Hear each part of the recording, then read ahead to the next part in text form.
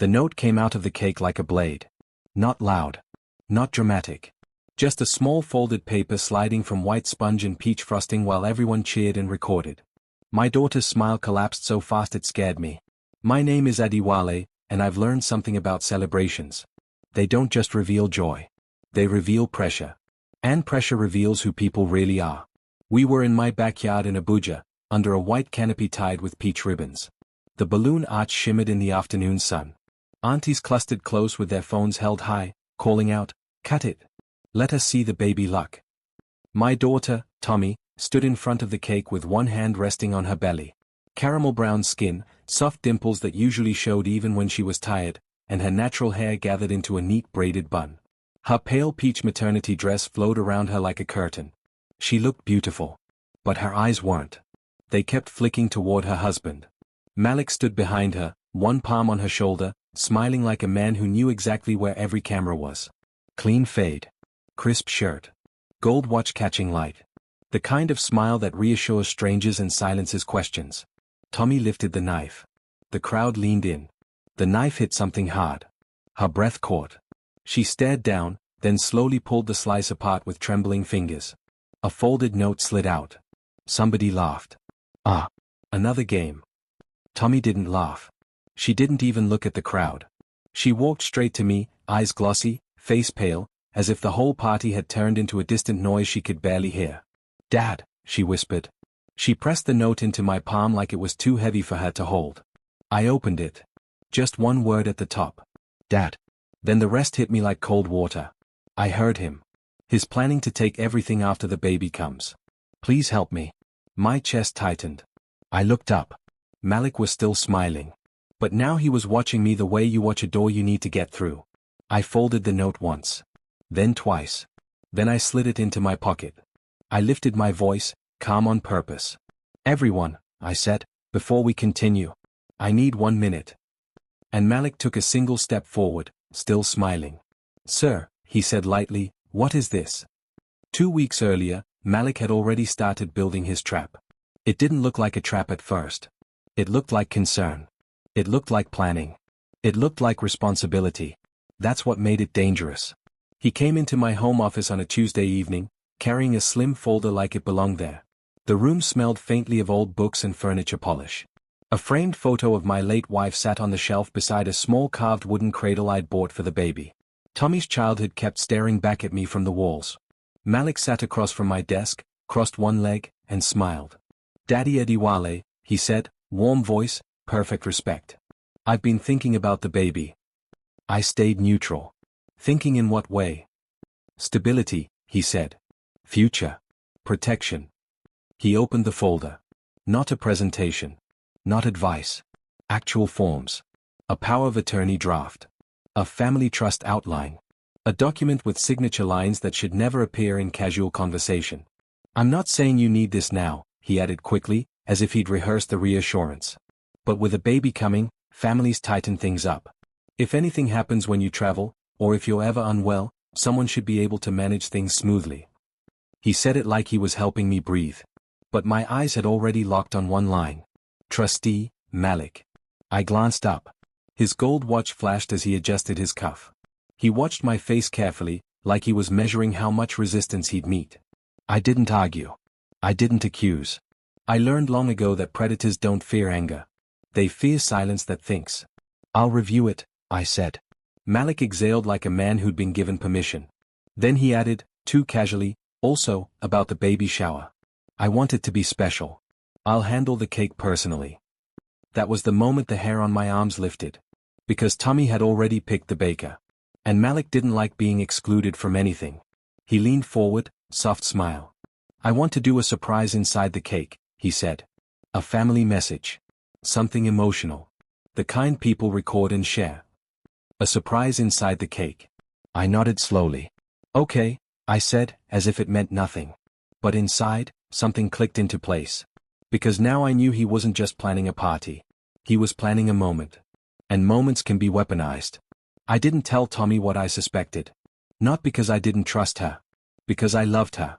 And love doesn't throw accusations like stones when the person you're trying to protect is already carrying a pregnancy and hope in the same body. Instead, I called Barrister Kairu. She was the kind of lawyer that didn't waste words trying to make you comfortable. Her voice always sounded like it had already read the ending. Run a quiet check, I told her. On Malik. Deep. There was a pause. Adiwale, she said, that's your daughter's husband. I know. Is this a feeling or a fact? It's a pattern, I said. And patterns become facts if you wait long enough. 2 days later, she called me back. On paper, he's clean, she said. No criminal record. No open fraud cases. His work history checks out. My shoulders loosened for half a second. Then she added, but clean paper is not clean character. She sent me a file with a timeline that made my stomach tighten. 2 serious relationships before Tommy. Both women from families with assets. Both relationships moved fast. Both ended quietly right after Malik gained access to family conversations about property and inheritance. No lawsuits. No noise. Just silence. The kind of silence people pay for when they are ashamed.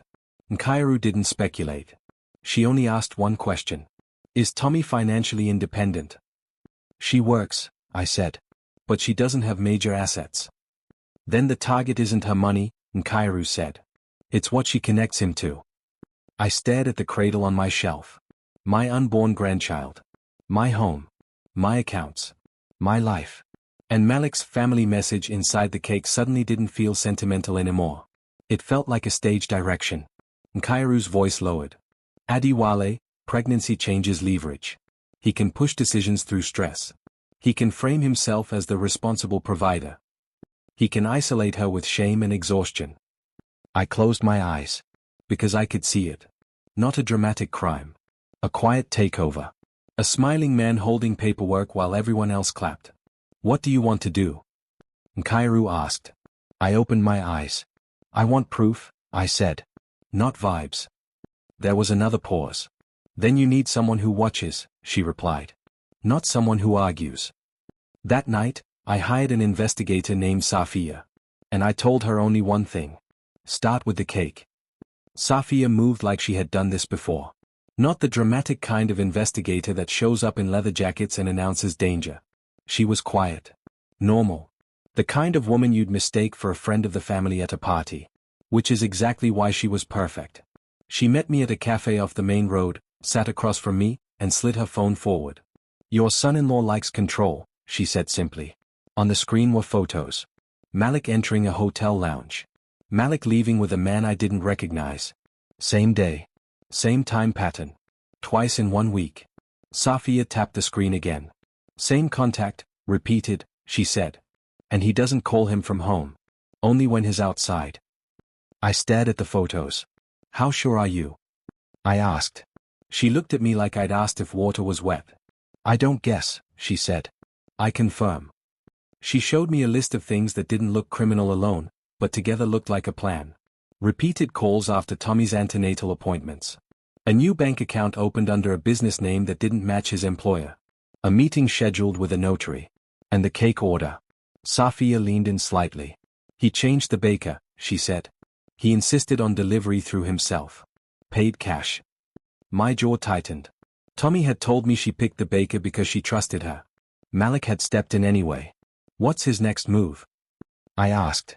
Safia didn't answer immediately. She flipped to a different note on her phone. He wants you to sign, she said. Not later. Soon. Before the baby arrives. I thought of Malik's folder in my office. The trustee line. The power of attorney draft. I kept my voice steady. So what do we do? Safia's eyes didn't soften, but her tone did. We let him believe you're cooperative, she said. That's when people show their real intentions. I didn't like it. I didn't like pretending. But I loved my daughter more than I loved my comfort. That evening, Malik called me. His voice was cheerful. Daddy Adiwale, he said, can I see you tomorrow? Just you and me. I want to finalize a few things for the baby's future. Finalize. Not discuss. Not suggest. Finalize. Sure, I said, keeping my voice warm. Come around. After I hung up, Safia sent one text. He's moving faster than I expected. And for the first time, I felt urgency crawl up my spine. Because when predators rush, it means they are afraid of time. Malik arrived the next afternoon wearing confidence like cologne. He walked into my office with the same slim folder, the same respectful tone, the same polished smile. But I noticed something new. His eyes kept drifting to my desk drawer. The one Tommy used to hide sweets in when she was little. The one I now used for documents. He sat, crossed his leg, and placed the folder down with a soft, practiced tap. "Daddy Adiwale," he said, "I'm grateful you're open-minded. Most older men are stubborn. But you're wise. Flattery first." Then he slid out the forms. "Here," he said. "Power of attorney. It's just a safety net." He pointed to the signature line like he was showing me where to sign for a delivery. I didn't touch the pen. I leaned back and asked softly, "Why do you need that power?" He smiled. "So I can manage things if you're traveling." "And if I'm not traveling?" "Then it's just there," he said quickly. Too quickly. I nodded slowly, as if convinced. Then I asked the real question. "Malik," I said, "why are you so focused on control right now?" His smile tightened by 1 millimeter. Not enough for the room to notice. Enough for me to notice. "It's not control," he said. "It's responsibility." "Responsibility can wait," I replied. "Control can't. That's the difference." He laughed lightly, like he wanted to turn my words into a joke. Then he leaned forward. "Let me be honest," he said. "After the baby comes, Tommy will be overwhelmed. You'll be busy. We need clear authority." There it was. Not love. Authority. I kept my voice calm. "I'll review everything," I said. "I won't sign today." Malik's eyes flashed irritation, then disappeared behind the smile again. "Fair," he said. "No pressure." But when he stood to leave, he added one last line, casual on the surface, sharp underneath. "And tomorrow, the cake will be unforgettable. People will talk about it for years." He said it like a promise. Or a warning. After he left, Safia called me. Her voice was low. "Adiwale," she said, "we got something tonight. Something real." My throat tightened. "What kind of something?" I asked. She paused, just long enough to make my heart start running. "The kind that explains the cake," she said. "And what he plans next." Then she said the words that made the room feel smaller. "You need to hear it yourself." And I knew, before she played a single second of audio, that Tommy's note hadn't come out of nowhere. It had come out of a plan. And the plan was already inside my house.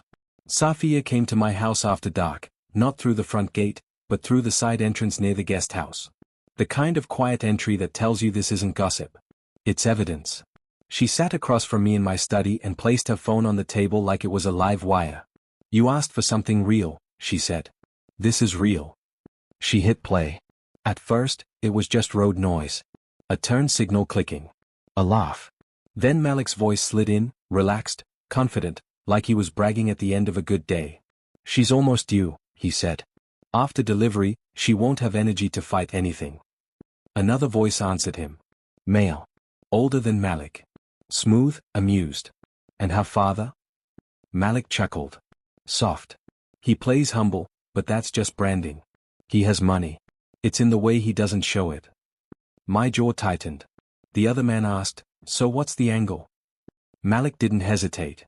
"First, I get him to sign authority. He thinks it's for the baby. Then I control the paperwork." "Will he sign?" "He will," Malik said. "He's sentimental. That's why I planned the cake." My stomach dropped. Safia's eyes stayed on me, watching my face without blinking. Malik's voice continued, casual cruelty wrapped in logic. "The cake gives me the moment," he said. "Everyone will be filming. He won't want to look difficult. I'll make it emotional. A family message. He'll fold in front of people." The other man laughed. "And if he doesn't?" Malik's tone hardened. "Then I switch tactics. I make him look like the enemy. I'll tell Tommy he doesn't trust me. I'll isolate her. Postpartum is easy to manipulate. Fear does the work." I felt heat rise behind my eyes. Not tears. Rage. The recording ended with Malik saying one final line, almost like a prayer. "After the baby comes, the whole family becomes mine." Safia stopped it. I sat there, staring at the carved cradle on my shelf. My daughter. My grandchild. My home. Turned into a business plan. Barristan Kairu arrived 20 minutes later. She listened once, then twice. This is financial exploitation, she said. And emotional control. I swallowed hard. What do we do? Nkairu's voice went calm and sharp. We let him walk into the moment he designed, she said. And we flip it. By morning, my house had turned into a quiet command center. Not in a dramatic way. In a careful way. The way you move when you're trying to protect someone without breaking them. Nkairu drafted documents that locked my assets away from marital reach. Not because I wanted to punish Tommy. Because I wanted to shield her. If Malik tried to force signatures later, the doors would already be welded shut. Safia mapped the backyard like it was a courtroom. Here, she said, pointing at the canopy area. This angle catches faces. That angle catches hands. And that's where he'll stand. I could already picture it. Malik behind Tommy. His palm resting on her shoulder like ownership. His gold watch flashing while he pretended to be a family man. We arranged for 2 trusted community men to attend in plain clothes, not as drama, as safety. The kind of presence that stops someone from grabbing, running, or rewriting the scene later. Then I faced the hardest part. Tommy. She came to my kitchen the evening before the baby shower, her dimples trying to show up, but failing. Her eyes looked tired in a way pregnancy can't explain. Dad, she said softly, are you okay? I wanted to tell her everything. I wanted to pull the recording out and play it until her love for Malik cracked. But Nkairu was right. If I controlled the discovery, Tommy might doubt it later. So I held her hands, warm and steady. I'm okay, I said. I just want you safe. She looked down at her belly. Then back up at me. Do you trust him? She asked. I answered the truth, carefully. I trust you, I said. And I trust what your heart feels. Listen to it. Her throat moved like she swallowed fear. When she hugged me, she whispered something so small I almost missed it. Sometimes, he talks like I'm a project. My chest tightened. That night, Safia texted me one line. He thinks tomorrow is his win. If you've ever seen Betrayal coming, subscribe now. Don't watch unprepared. And if you won't subscribe, comment why. We'll talk about it. By sunrise, the canopy was up. The balloons were tied. The cake was delivered through Malik. And my daughter walked into her own baby shower like a woman stepping onto a stage. The applause at the cake table was loud enough to hide a lie. Tommy stood in front of the cake, hand on her belly, pale peach dress flowing. Phones rose. Aunties leaned in. Someone shouted, "Make a wish." Malik stood behind her, smiling for the cameras, his gold watch catching the light like a spotlight. His hand rested on her shoulder, gentle enough to look loving, firm enough to feel like control. I stayed a few steps away, close enough to protect her, far enough to let the room see what it needed to see. Tommy lifted the knife. The knife hit something hard. Everything inside me went cold. She froze, then slowly pulled the slice apart with trembling fingers. The folded note slid out. A few people laughed like it was cute. Like it was planned fun. Tommy didn't laugh. She didn't even breathe properly. She walked straight to me and pressed the note into my palm like she was handing me her fear. "Dad," she whispered. I opened it. "Dad." Then the rest. I heard him. He's planning to take everything after the baby comes. Please help me. The words didn't surprise me anymore. They confirmed something worse. Tommy had heard him too. She had been carrying this alone. I folded the note and slipped it into my pocket. My face stayed calm, but my blood was loud. Then I did the one thing Malik didn't expect. I didn't accuse him first. I spoke to the room.